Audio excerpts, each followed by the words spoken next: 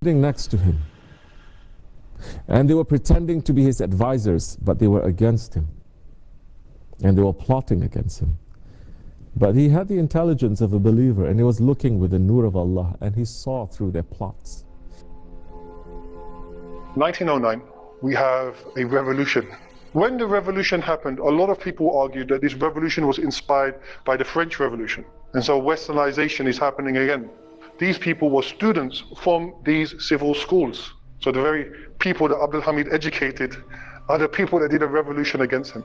Why? It wasn't that Abdul Hamid was a bad sultan. Abdul Hamid was in power for 33 years. People got exhausted. This is a young generation that are seeing that while Abdul Hamid had maintained the Ottoman domains really well, but what was happening was they felt it was remaining static. It wasn't going beyond that. It wasn't moving. Mustafa Sabri said something really unique. He said when the revolution in 1908 happened, he said a revolution is what happens from the people. When the Turkish Republic revolution happened, he says you can't call that a revolution because that happened from the state. And when revolutions happened, it was really unique because they used the word inqilab. Now, when people heard this, they said, what does inqilab mean? Inqilab was a word invented by the Ottomans themselves. Prior to that, you don't see it much in Arabic literature. The word they used was thawra.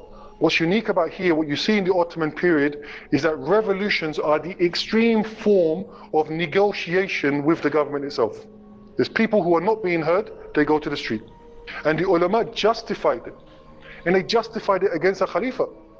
Mustafa Sabri was one of them. It's interesting because they're afraid to give Abdul Hamid the fatwa.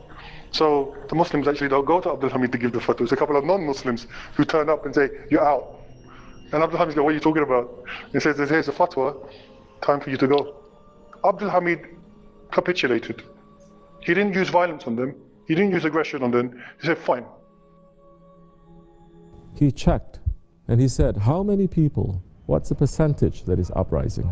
So Sultan Abdul Hamid Khan looked and he checked. He checked those nations that were under his ruling and he saw that they were uprising. Against what? They said, we want to be free. He saw that these are the nations, this is how much percentage there are in each nation uprising. And Sultan Abdul Hamid Khan sat and he waited. He said to his people, don't do anything.